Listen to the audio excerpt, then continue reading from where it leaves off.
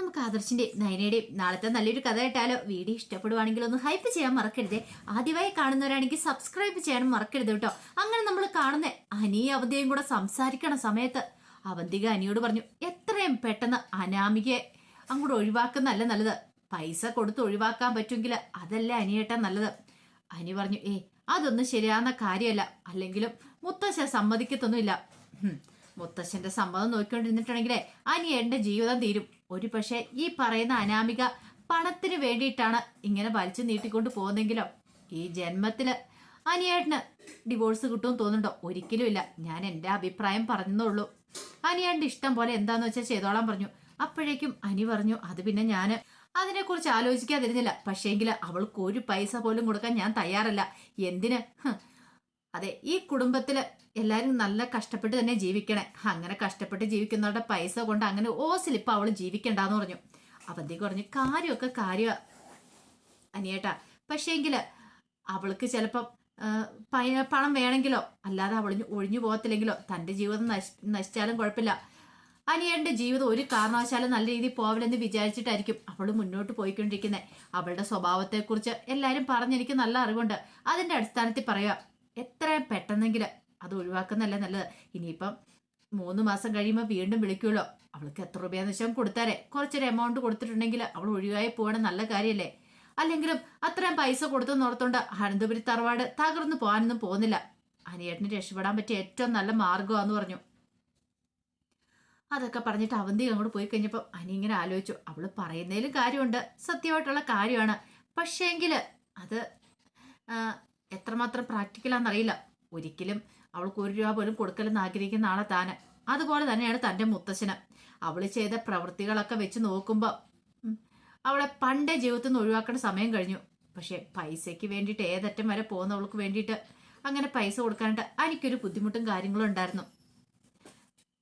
പിന്നീട് അവന്തിക നാഗേന്ദ്രനെ കാണാനായിട്ട് ചെല്ലുന്നുണ്ട്. അങ്ങനെ ചെന്ന് നാഗേന്ദ്രനുമായിട്ട് സംസാരിക്കണ സമയത്ത് നാഗേന്ദ്രനോട് അനിയുടെ കാര്യങ്ങളെക്കുറിച്ചൊക്കെ പറയുന്നുണ്ട്. ഇനി 3 മാസത്തോടെ കഴിഞ്ഞു കഴിഞ്ഞാലോ അനിയേട്ടന്റെ അനാമികയുടെ കേസൊക്കെ കോടതി വരുള്ളൂ. അപ്പൊ ഡിവോഴ്സ് കിട്ടിയില്ലെങ്കിൽ അത് പ്രശ്നമാവും വെച്ചാ ഞാനും അനിയേട്ടനും തമ്മിൽ ഒന്നിക്കാനായിട്ട് തടസ്സമാകുമെന്ന് പറഞ്ഞു. അത് കേട്ട് കഴിഞ്ഞപ്പം നാഗേന്ദ്രൻ പറഞ്ഞു, മോളൊന്നും ഓർത്ത് വിഷമിക്കണ്ട. ഇപ്പം അനി കയറിയതിന് ശേഷമല്ലേ കമ്പനി പുതിയ ഡീലും കാര്യങ്ങളൊക്കെ വന്നിരിക്കുന്നേ. അപ്പൊ അനിയുടെ ഗ്രാഫ് ഇച്ചിരി ഉയർന്നു കാണും. അങ്ങനെ പോട്ടെ, സാരമില്ല. പിന്നെ മോള് വിവാഹം കഴിക്കാൻ പോകുന്ന ആളാന്ന് ഓർത്തോണ്ടാ പിന്നെ ഞാനൊന്ന് അടങ്ങിയിരിക്കുന്നേ. അധികം വൈകാതെ കണ്ടു നീയും അവനും കൂടെ ഒന്നാവണം. അത് കേട്ടപ്പോ അവൻ ചോദിച്ചു, അല്ല അതൊക്കെ നടക്കുവോ? എനിക്ക് ഇപ്പോഴും നല്ല ടെൻഷൻ ഉണ്ടെന്ന് പറഞ്ഞു. മോള് ധൈര്യമായിട്ടിരിക്കുക. നീ അവനെ കയ്യിലെടുക്കാനുള്ള കാര്യങ്ങളൊക്കെ നോക്കിയാൽ മതി. ബാക്കി അച്ഛൻ നോക്കിക്കോളാം. അല്ല ഇങ്ങനെ പോയിട്ടുണ്ടെങ്കിൽ എനിക്ക് നല്ല ടെൻഷൻ ഉണ്ടെന്ന് പറഞ്ഞു. മൂർത്തി ജ്വല്ലറിക്കാര് ഒന്നാമതെത്തോ? അതിപ്പോ ഒരു ഡീല് കിട്ടിയെന്ന് ഓർത്ത് അവർ ഒരിക്കലും ഒന്നാമതെത്താൻ പോകുന്നില്ല. മോള് ധൈര്യമായിട്ടിരിക്കും, ഞാനല്ലേ പറയണേ. ആ ഡീലും കൊണ്ട് അവരെന്താണെങ്കിലും ഒന്നാമതെത്തില്ല. ഇനിയിപ്പോ വരുന്ന ദിവസങ്ങളിൽ AM ജ്വല്ലറി കത്തിക്കയറാൻ പോവുക. അതിനുള്ള മാർഗങ്ങളൊക്കെ ഞാൻ കണ്ടെത്തിയിട്ടുണ്ടെന്ന് പറഞ്ഞു. അപ്പോഴേക്കും അവധി പറഞ്ഞു, ഒരു കാരണവശാലും മൂർത്തി ജ്വല്ലറി കയറാൻ പാടില്ല അച്ഛാ. ഇനി അതിനുശേഷം ഇപ്പം അനിയേട്ടനാണ് കമ്പനിയുടെ MD ആയിട്ടിരിക്കുന്നത്. പറയാൻ പറ്റില്ല എത്ര കാലം അനിയേട്ടൻ കസലിൽ ഇരിക്കുമെന്ന്. കാരണം മുത്തശ്ശന്റെ സ്വഭാവത്തിൽ എപ്പോഴാ മാറ്റം ഉണ്ടാകുന്ന അറിയില്ല. അങ്ങനെ വന്നിട്ടുണ്ടെങ്കിൽ ആദർശേട്ടനെ കമ്പനിയുടെ MD ആക്കാൻ ചാൻസ് ഉണ്ട്. അപ്പൊ പിന്നെ കാര്യങ്ങളൊന്നും ഉദ്ദേശിച്ച പോലെ നടക്കില്ല. നാഗേന്ദ്രൻ പറഞ്ഞു, മോൾ എന്തിനാ വിഷമിക്കണേ? AM ജ്വല്ലറി ഉള്ളിടത്തോളം കാലം മോള് വിഷമിക്കേണ്ട കാര്യമൊന്നുമില്ല. ആദർശ് ഈ പറയുന്ന ഇനി കമ്പനിയുടെ MD ആവാനൊന്നും പോകുന്നുമില്ല. അതിന് തന്നെയായിരിക്കും. നിങ്ങൾ തമ്മിലുള്ള വിവാഹം കഴിയുന്നതോട് കൂടിയിട്ട് കാര്യങ്ങളൊക്കെ ഓക്കെ ആവും. കണ്ടു, നിങ്ങൾ തമ്മിലുള്ള വിവാഹത്തിന്റെ സമയത്ത് ഞാനായിരിക്കും മുൻനിരയിൽ നിൽക്കുന്നത്. ഈ പറയുന്ന അനന്തമൂർത്തിയെ പിന്തള്ളിക്കൊണ്ടായിരിക്കും ഞാനവിടെ നിൽക്കുന്നത്. നിങ്ങളുടെ കല്യാണത്തിന് നേതൃത്വം വഹിക്കുന്ന ആള് ഞാനായിരിക്കും. അതൊക്കെ കണ്ട് തകർന്ന് തരിപ്പടമായി നിൽക്കാനോ മൂർത്തിക്ക് കഴിയുള്ളെന്ന് പറഞ്ഞു. അതൊക്കെ കേട്ട് കഴിഞ്ഞപ്പം അവന്തികയ്ക്ക് നല്ല സന്തോഷം ഉണ്ടായിരുന്നു. അങ്ങനെ അവന്തിക സന്തോഷത്തോടു കൂടിയിട്ട് വീട്ടിലേക്ക് വന്നു കഴിഞ്ഞിട്ട് അബിയായിട്ട് സംസാരിക്കുന്നുണ്ട്. അബി പറഞ്ഞു, ഒരു കാര്യം ഞാൻ പറഞ്ഞേക്കാം. അനി അത്രയ്ക്ക് കണ്ണടച്ച് നീ വിശ്വസിക്കൊന്നും വേണ്ട. അവന്റെ സ്വഭാവത്തെക്കുറിച്ച് എനിക്ക് അറിയാവുന്നതാ പറയണേ. ഇപ്പോഴും അവന്റെ മനസ്സിൽ നന്ദു ഉണ്ടെന്ന് തോന്നേ. അങ്ങനെയൊന്നും ഇല്ല അബിയേട്ടാ. പിന്നെ ഇല്ലെന്ന് നീ പറയും. അവർ തമ്മിൽ ഇടയ്ക്കിടയ്ക്ക് കാണാറുണ്ടെന്നാണ് എനിക്ക് തോന്നേ. അങ്ങനെയാണെങ്കിൽ നിന്റെ സ്വപ്നങ്ങളൊക്കെ വെറുതെ ആവും. നീയോ അച്ഛനും വെറുതെ മോഹങ്ങൾ നെയ്തു കൂട്ടണ്ട. അപ്പോഴേക്കും അവന്തി പറഞ്ഞു, അങ്ങനെ എന്തേലും സംഭവിച്ചിട്ടുണ്ടെങ്കിൽ എനിക്കറിയാം. അന്ന് നവീനേട്ടനുമായിട്ടുള്ള വിവാഹം നടന്നില്ല. നവീനേട്ടനിൽ എനിക്ക് നല്ല പ്രതീക്ഷയുണ്ടായിരുന്നു.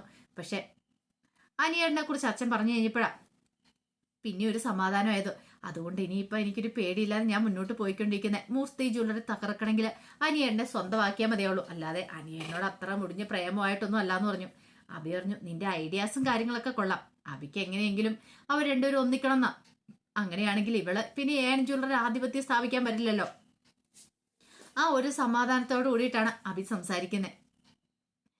കുറച്ച് സമയം കഴിഞ്ഞു കഴിഞ്ഞപ്പോൾ അനി മുറിയിലേക്ക് വരുവാണ്. മുറിയിലേക്ക് വന്നു കഴിഞ്ഞപ്പോഴത്തേനുമാണ് നന്ദുവിൻ്റെ കോള് വരുന്നത്. നന്ദു വിളിക്കുവാണ്. നന്ദു വിളിച്ച് സംസാരിക്കുന്ന സമയത്ത് നന്ദു അനിയോട് കുറച്ച് കാര്യങ്ങളൊക്കെ പറയുന്നുണ്ട്. ഇനി നമ്മൾ തമ്മിലുള്ള ആ കൂടിക്കാഴ്ചകളും കാര്യങ്ങളൊന്നും വേണ്ട, കാരണം അത് അപകടം ക്ഷണിച്ചു വരുത്തുന്ന എനിക്ക് തോന്നേ. വീട്ടിൽ എല്ലാവർക്കും നല്ല സംശയമുണ്ട്. അത് കേട്ടപ്പോൾ എനിക്ക് നല്ല സങ്കടമായി. പക്ഷേ ഇനിയിപ്പോൾ അവൾ പറയുന്ന അനുസരിച്ചില്ലെങ്കിൽ ശരിയാകത്തില്ല. ഒരു പക്ഷേങ്കിൽ ആർക്കെങ്കിലും എന്തെങ്കിലും സംശയം തോന്നിയിട്ടുണ്ടെ തീർന്നു. മുത്തശ്ശന് താൻ വാക്ക് കൊടുക്കുകയും ചെയ്താണ്. അനി നന്ദുവിനോട് പറഞ്ഞു, നന്ദു എപ്പോഴും ഒന്നും കണ്ടില്ലെങ്കിലും ഇടയ്ക്ക് എപ്പോഴെങ്കിലും ഒന്ന് കാണണം. എനിക്ക് നിന്നെ കാണാതിരിക്കാൻ പറ്റില്ല എന്നുള്ള കാര്യം അറിയാലോ. കാരണം ഫോൺ വിളിച്ചില്ലെങ്കിൽ എനിക്ക് ഭ്രാന്ത് പിടിക്കുന്ന പോലെ തോന്നും. നന്ദു പറഞ്ഞു, അതൊക്കെ ഓക്കെയാ, പക്ഷെ ഒരു കാര്യമുണ്ട്. എപ്പോഴും നിന്റെ മനസ്സിലൊരു ചിന്ത വേണം. നിന്റെ വീട്ടുകാർ ഒരിക്കലും ഈ ബന്ധത്തിന് സമ്മതിക്കുമെന്ന് തോന്നില്ല. നിന്റെ അമ്മ അറിഞ്ഞിട്ടുണ്ടെങ്കിൽ അത് അതിനേക്കാളും വല്ല പ്രശ്നം ഉണ്ടാവും. നന്ദു എന്ന് പറഞ്ഞു പനി പറഞ്ഞു, എനിക്കറിയാം അതൊക്കെ. പക്ഷേ എങ്കിൽ അനാമികയായിട്ടുള്ള ഡിവോഴ്സ് കഴിഞ്ഞ ഉടനെ ഞാനൊരു തീരുമാനം കൂടെ എടുക്കും. ആ തീരുമാനത്തിനൊപ്പം എൻ്റെ വീട്ടുകാർ നിൽക്കണം. ഇല്ലെങ്കിൽ പിന്നെ എന്ത് ചെയ്യണമെന്ന് എനിക്കറിയാം. ഇനി ഇത് നീട്ടിക്കൊണ്ടു പോകാൻ എന്നെ കൊണ്ട് പറ്റില്ല എന്നൊക്കെ അവൻ ഉറപ്പ് കൊടുക്കുന്നുണ്ട് നന്ദുവിന്. പക്ഷെ നന്ദുവിന് നല്ല ടെൻഷനായിരുന്നു. എങ്ങനെ എന്താവുമെന്നും അതിനെക്കുറിച്ച് അറിയില്ലല്ലോ. പിറ്റേ ദിവസം നയന മൂർത്തി മുത്തശ്ശനെ വിളിക്കുകയാണ്. മുത്തശ്ശനെ വിളിച്ച് സംസാരിക്കുക. അപ്പോൾ ആദർശ് വീട്ടിലില്ലാത്ത സമയം നോക്കിയാണ് വിളിക്കുന്നത്. വിളിച്ച് സംസാരിക്കുന്ന സമയത്ത് മുത്തശ്ശനോട് കാര്യങ്ങൾ പറയുന്നുണ്ട്. അതെ, ആദർശേട്ടന് നമ്മുടെ മെയിൻ ശത്രുവിനെ കുറിച്ചുള്ള കുറച്ച് ഡീറ്റെയിൽസും കാര്യങ്ങളൊക്കെ കിട്ടിയിട്ടുണ്ടെന്ന് പറഞ്ഞു. ഡീറ്റെയിൽസോ? അതെ, അന്ന് മോഡേൺ ഹോട്ടലിൽ പോയ സമയത്ത് അവിടുന്ന് ഒരാളുടെ ഫോട്ടോസും കാര്യങ്ങളും കിട്ടിയിട്ടുണ്ടായിരുന്നു. അപ്പോൾ അത് വെച്ചിട്ട് സേവർ വരച്ചൊരു ചിത്രം കിട്ടിയിട്ടുണ്ട്. പക്ഷേ ആദർശേട്ടന് അയാളെ കണ്ടൊരു പരിചയമില്ല. ഞാൻ പറഞ്ഞ മുത്തശ്ശനോട് ചോദിക്കാനായിട്ട്. മുത്തശ്ശൻ അയാളെ കാണുമ്പോൾ എന്തെങ്കിലും പരിചയമുണ്ടോന്ന് അറിയില്ലോ. പക്ഷെ ആദർശേട്ടനൊരു മടി. അത് കേട്ടപ്പോൾ മൂർത്തി മുത്തശ്ശൻ പറഞ്ഞു, അങ്ങനെയാണെങ്കിൽ ആദർശനൊരു പരിചയം തോന്നില്ലെങ്കിൽ മിക്കവാറും അയാൾ ഇതിനു മുമ്പ് കമ്പനിയിലുള്ള ആളായിരിക്കും. അയാളുടെ ഫോട്ടോസോ മറ്റോ കിട്ടുവാണെങ്കിൽ എനിക്ക് അയാളെക്കുറിച്ച് എന്തെങ്കിലും ഡീറ്റെയിൽസ് അറിയായിരിക്കും മോളേന്ന് പറഞ്ഞു. അത് കേട്ടപ്പോൾ നയന പറഞ്ഞു, ഞാൻ നോക്കട്ടെ, ആദർശേട്ടൻ വന്നു കഴിയുമ്പോൾ ഞാൻ ചോദിക്കാം. അങ്ങനെയാണെങ്കിൽ മുത്തശ്ശനൊന്ന് നോക്ക്, മുത്തശ്ശന് വല്ല പരിചയമുള്ള ആളാണോ എങ്ങനെയാണെന്ന് അറിയില്ലോ എന്ന് പറഞ്ഞു. അപ്പോഴേക്കും മുത്തശ്ശൻ പറഞ്ഞു, ചോദിക്കുന്നത് നോக்கலாம், പക്ഷെ ഒരു കാരണവശാലും എന്നെ കാണിക്കാനാന്ന് മോള് പറയരുത്. അറിയാലോ, നമ്മൾ തമ്മിൽ അടുപ്പമുള്ള കാര്യങ്ങളൊന്നും ആദർശം അറിയാൻ പാടില്ല. അങ്ങനെ അറിഞ്ഞിട്ടുണ്ടെങ്കിൽ സത്യങ്ങൾ കണ്ടെത്താനുള്ള അവൻ്റെ ആ ത്വര അത് പിന്നെ ഉണ്ടാവത്തില്ല. നയന പറഞ്ഞു, അതൊക്കെ നോക്കിയും കൊണ്ട് മുത്തശ്ശൻ ഞാൻ നിൽക്കുന്നത്. ആദർശേട്ടൻ എന്താണെങ്കിലും നല്ല സന്തോഷത്തില്ല. അധികം വൈകാതെ സത്യങ്ങൾ കണ്ടെത്താൻ പറ്റുമെന്നാ അറിയാൻ കഴിയുന്നത്. കാരണം അയാളെക്കുറിച്ചുള്ള ഡീറ്റെയിൽസ് കളക്ട് ചെയ്യുവാണെങ്കിൽ അയാൾ ആരാ എന്താ, മൂർത്തി ജ്വല്ലറിയുടെ ശത്രുത എന്താണെന്നറിയാം. അതുപോലെ തന്നെ അനന്തപുരിക്കാരുമായിട്ട് അയാൾക്ക് എന്തെങ്കിലും ശത്രുത ഉണ്ടായിരുന്നോ അതൊക്കെ അറിയാണ്ട് സാധിക്കും. ഇനിയിപ്പോൾ അധികം നാൾ കാത്തിരിക്കേണ്ടി വരില്ല മുത്തശ്ശ. മുത്തശ്ശനെ കൊച്ചുമാന സന്തോഷ വാർത്ത അധികം വൈകാതെ കൊണ്ടുവരുന്നൊക്കെ പറഞ്ഞ് നയന മുത്തശ്ശനോട് സന്തോഷിപ്പിക്കുന്നുണ്ട്. മുത്തശ്ശൻ അറിയാനല്ലെങ്കിലും ആദർശ ആ സത്യങ്ങളൊക്കെ കണ്ടെത്തും എന്നുള്ള കാര്യങ്ങളൊക്കെ അധികം വൈകാതെ അതിലേക്ക് എത്തുമെന്നും അറിയായിരുന്നു. ഈ സമയത്ത് അബി മുറിയിലേക്ക് വരുവാണ്. മുറിയിലേക്ക് വന്ന് അബിയായിട്ട് സംസാരിക്കുന്ന സമയത്ത് അബി പറഞ്ഞു, എന്ത് ചെയ്യാനാന്ന് പറ, ആ ഡീൽ നഷ്ടപ്പെട്ടതോട് കൂടിയിട്ട് എനിക്ക് വല്ലാത്തൊരു ബുദ്ധിമുട്ടുണ്ട്. ഇപ്പം ഏൺ ജ്വല്ലറിക്ക് പോകുന്ന സമയത്ത് വല്ലാത്തൊരു ടെൻഷനുണ്ട്.